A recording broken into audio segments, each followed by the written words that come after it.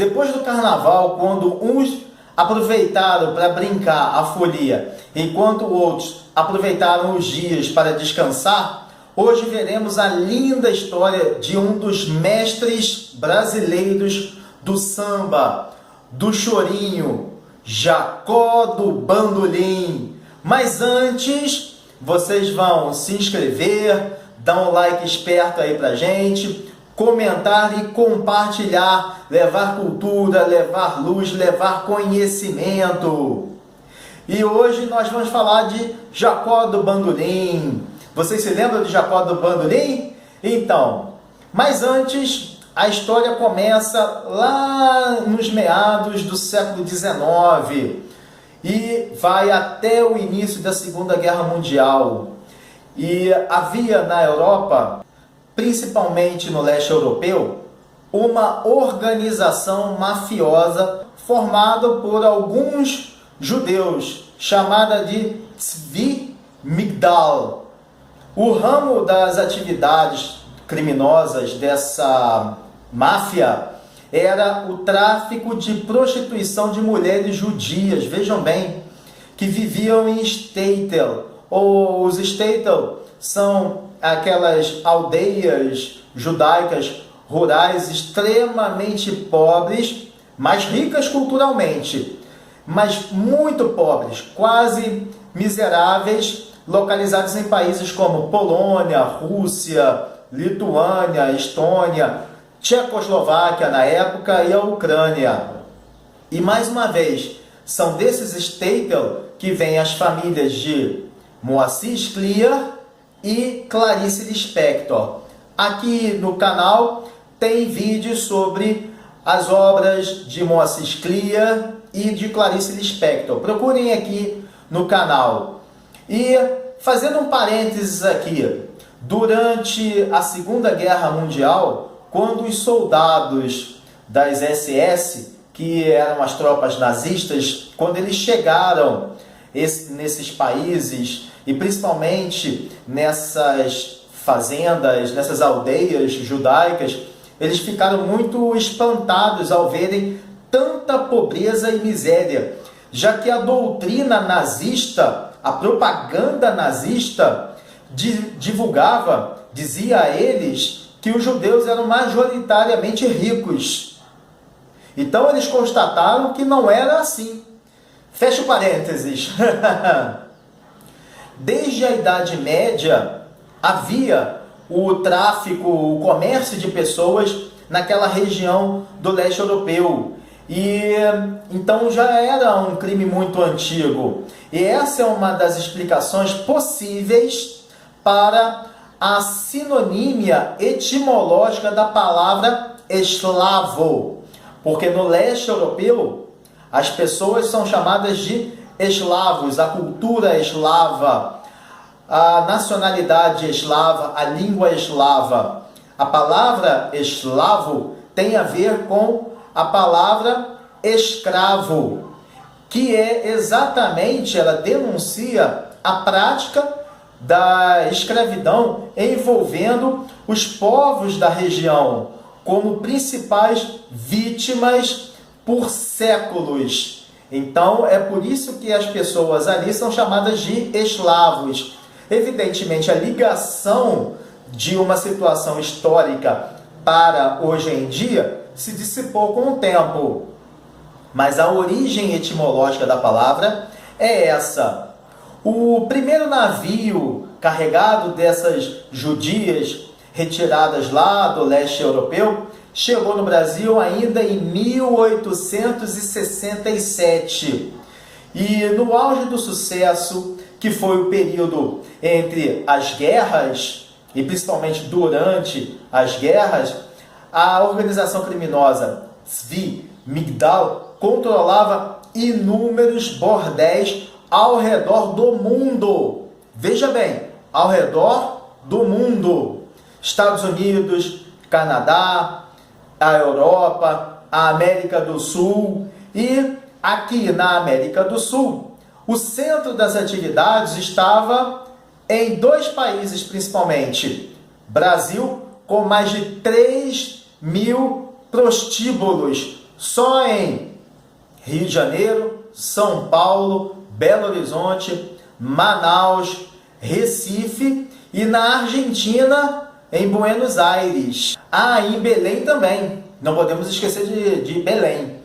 E essas moças chegavam ao Brasil, normalmente vindas da Argentina, e onde a organização fez a sua base de atividades ilegais no continente. Mas apesar de ser criminosa, a máfia estava muito preocupada com que as pessoas, principalmente as mulheres, não abandonassem a religião. E ela criou uma rede de sinagogas e cemitérios separados do resto da comunidade judaica, que os segregava, os abominava e sempre os denunciava. E curiosamente, alguns destes locais onde eram enterrados tanto as prostitutas quanto os bandidos ainda existem hoje em dia. Mas como essas moças eram enganadas? O golpe era dado da seguinte forma: os bandidos iam até essas aldeias e se aproveitavam da pobreza extrema das famílias das moças. Como eles estavam muito bem vestidos, aparentavam riquezas, eles chegavam nas aldeias já com um script decorado, dizendo que tinham emigrado para os Estados Unidos, prosperado, feito riquezas. E quando alguma moça fazia aquele perfil desejado pela máfia, eles procuravam o pai da moça com esse encontro, com essa ideia. Os pais, acreditando e imaginando que as filhas poderiam escapar daquela vida miserável, eles aceitavam o pedido de casamento. Após a cerimônia ocorrida, normalmente no próprio Stater, o casal partia rumo à América. Mas normalmente, aí que começava a situação muito crítica para elas. Eles paravam em Paris, onde as moças eram iniciadas na vida. Claro que poucas já trabalhavam na Europa nessa atividade, mas nada muito diferente do que ocorre hoje em dia, quando grupos mafiosos sequestram as mulheres em tráfico humano com a oportunidade de trabalhar na Europa. Só que aí é o inverso. Elas saem do continente sul-americano para trabalhar na Europa. E muitas delas já estão no ramo da prostituição há algum tempo no Brasil ou na Argentina. O embarque dessas prostitutas para Buenos Aires ou Rio de Janeiro era feito no porto de Marseille, através do porto de Marseille, na França, onde havia um mercado de compra e venda dessas mulheres igual a um mercado de escravos. Já no Rio de Janeiro, essas mulheres eram mandadas para as áreas centrais do Rio de Janeiro. Na década de 20, com as duras e frequentes batidas policiais, elas se concentravam na Praça 11, passando a viver com o restante da comunidade judaica. E nessa época, a região era conhecida como o bairro dos judeus e também denominada como Zona do Mangue, por causa do canal que passa pelo local. Tanto os bordéis quanto nas ruas estabeleceu-se uma hierarquia. Olha só, de um lado estavam as cocottes francesas, que representavam a elite do meretrício. E elas tinham boa aparência, circulavam pelas altas rodas da sociedade, usavam perfumes caros, roupas caras, e essas eram as cocotas francesas. E do outro lado estavam as polacas, que levavam consigo a imagem de proletárias do sexo. E foi dessa forma que essas mulheres passaram a ser chamadas de polacas, que significam polonesas. E elas ficaram conhecidas na lenda urbana da virada do século XX até a Era Vargas, 1930 a 1945. Foi dessa forma que elas ficaram conhecidas. Elas eram sempre vistas ali pelo centro do Rio de Janeiro, que na época era a capital federal do Brasil, e principalmente na região da Lapa, que é a zona de Boemia. Essa palavra polaca é normalmente utilizada em países de língua portuguesa, Portugal, Moçambique, Angola, entre outros, Cabo Verde. Mas no Brasil, ela é usada como sinônimo de prostituta. Por isso que a população de origem polonesa, de origem da Polônia, não gosta do uso do termo. Já polaca, nesses outros países, tem a ideia realmente de sinônimo de polonês ou polonesa. Agora vem uma curiosidade. Essas mulheres prostitutas no Brasil usavam expressões que deram origem a muitas palavras no português do Brasil. Olha só que interessante. Quando uma delas suspeitava que o cliente tinha alguma doença venérea, elas diziam "ein krank", que traduzido do Yiddish significa uma doença. E quando alguém ouvia "ein krank", entendia encrenca. Então a palavra encrenca vem daí. Sacaná. Olha só, sacaná, que é do Yiddish e significa perigo, era sempre falado quando a polícia estava chegando. Então deu a palavra sacana em português. Porque quando a polícia ia dar a batida no prostíbulo, falavam sacaná, sacaná, com a ideia de perigo. E muito interessante também é o sinônimo de proxeneta. O que é proxeneta? É aquele que procura ou administra clientes para prostitutas.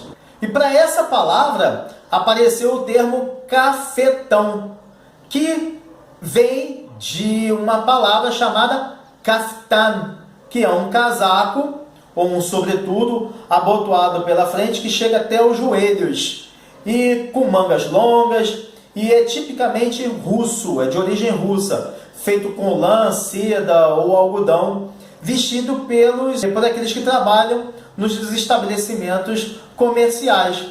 E aqueles que trabalhavam nos prostíbulos usavam esse tipo de vestimenta e deu origem aos cafetões. E galera, depois dessa contextual, histórica e triste explicação, fica fácil deduzir que a mãe do músico Jacó do Bandolim era uma polaca. Ele era filho único do farmacêutico Francisco Gomes Bittencourt e de Raquel Pick, uma imigrante polonesa fugida da Primeira Guerra Mundial. Jacó Pick Bittencourt nasceu no dia 14 de fevereiro de 1918, no bairro de Laranjeiras, onde tem o campo do Fluminense, e foi criado na Lapa, um bairro tipicamente boêmio. Todo mundo conhece ali os Arcos da Lapa e tal. Ele estudou na British American School, que hoje é o atual Colégio Anglo-Americano de Botafogo. E mesmo se formando em contabilidade, Jacó já sabia que tinha um talento musical fora do comum. Quando era criança, muito criança mesmo, ele teve uma gaita de boca. E quando tinha 12 anos de idade, a sua mãe deu para ele um violino, que logo ele trocou por um bandolim. Foi aí que começou a história dele. Ele era muito aplicado, persistente e principalmente autodidata. E ele, adolescente, já era considerado um bom músico, com domínio pleno de cavaquinho e violão. E assim, nessa convivência na rua, na Lapa, ele se animou em formar um pequeno conjunto para se apresentar em programas de rádio, o que era muito comum, não havia televisão na época. Os programas eram todos em rádio, Rádio Nacional e outras rádios também. Foi assim que ele começou a construir o seu caminho à profissionalização. Mas o que Jacó ganhava com a música não dava para sanar todas as suas necessidades Então ele foi vendedor, prático de farmácia, corretor de seguros. Em 1940, seguindo o conselho do compositor Donga, do famoso compositor Donga, ele prestou um concurso público e foi nomeado escrevente juramentado da Justiça do Rio de Janeiro. Nessa época, Jacó já era casado com Adília e pai de Sérgio e Helena.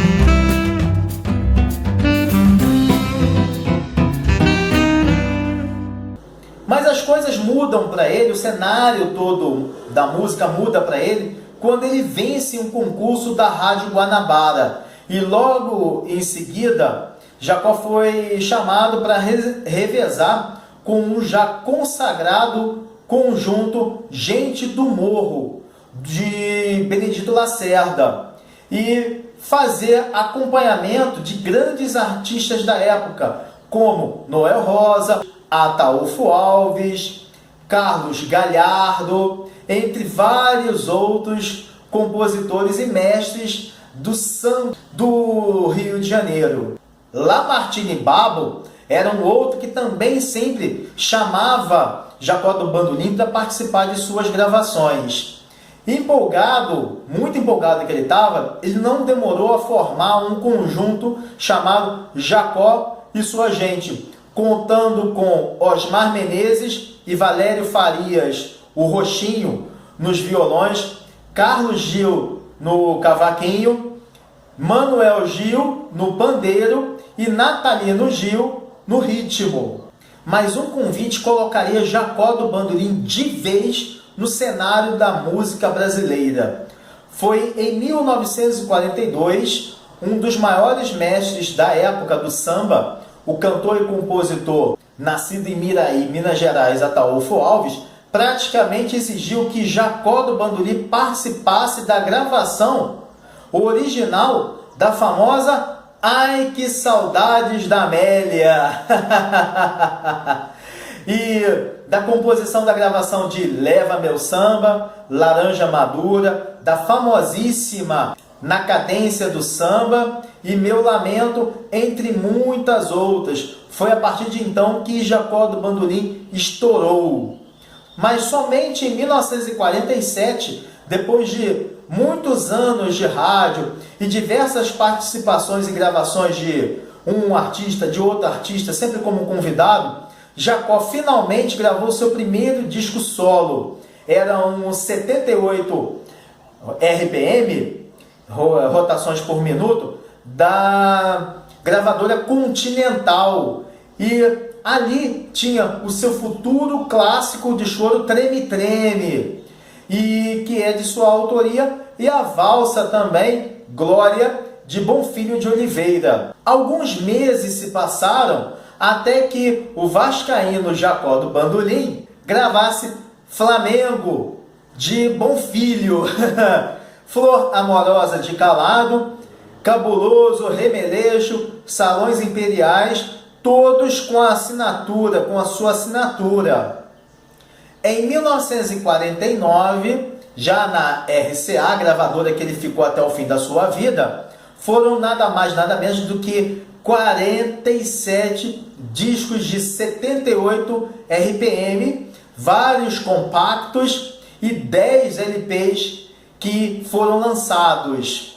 Jacó do Bandolim ficou muito famoso por ser um músico muito virtuoso e que revolucionou a técnica do bandolim, a sua nova maneira de tocar, e isso fez com que ele alcançasse um patamar na categoria principal de instrumento solista de choro ao lado da flauta. O artista também entrou no rol da música popular, da MPB, como autor de obras-primas do quilate de Doce de Coco, Noites Cariocas, Salões Imperiais, Vibrações, todos gravados por Elisete Cardoso.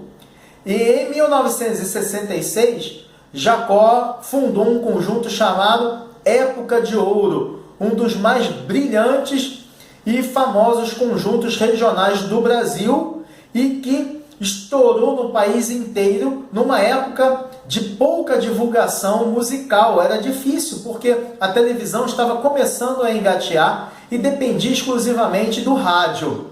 2 anos depois, em 1968, com esse conjunto, ele participou, junto com o Zimbo Trio e Elisete Cardoso, de um show muito famoso no Teatro João Caetano, que foi patrocinado pelo Museu da Imagem e do Som no Rio de Janeiro, ali no centro da cidade. Mas foi o dia 13 de agosto de 1969 que pôs a clave final na história musical de Jacó do Bandolim no Rio de Janeiro. Após uma visita a seu amigo compositor, o maestro Pixinguinha, que morava em Ramos, quando Jacó chegou em casa, ele estava muito cansado, respirando muito esbaforido, sentou-se na sua varanda e caiu ao lado da sua esposa Adília, já totalmente sem vida. Ele teve um ataque fulminante do coração. E foi dessa forma que a MPB perdeu o Jacó do Bandolim, vítima do mesmo mal que atacou o seu grande mestre 4 meses antes, exatos 4 meses antes, Ataúfo Alves faleceu dessa forma. Mas, meus amigos, hoje vimos como é indiscutível a contribuição de Jacó do Bandolim para o samba e para o choro também, o chorinho, como elementos fundamentais na formação da cultura brasileira musical. Muitos talvez não conheçam esse grande artista, muitos talvez nem se lembrem mais de Jacó do Bandolim. Por isso é importante sempre jogar luz na cultura brasileira, pois um povo sem cultura é um povo sem história. E busquem Jacó do Bandolim, procurem sobre a história, ouçam as gravações de Jacó do Bandolim. Vocês vão ver que a raiz do samba moderno é Jacó do Bandolim, e todos esses mestres, Pixinguinha, Noel Rosa, Ataúfo Alves, Carlos Galhardo, Lamartine Babo, Elisete Cardoso, são esses os mestres que legaram um patrimônio cultural, musical muito importante para o samba moderno. Mas é isso, meus amigos. Um Shabbat Shalom Mevorach, um sábado abençoado a todos, uma semana de presença divina para todo mundo. Muita paz, muita harmonia. Um forte abraço e valeu!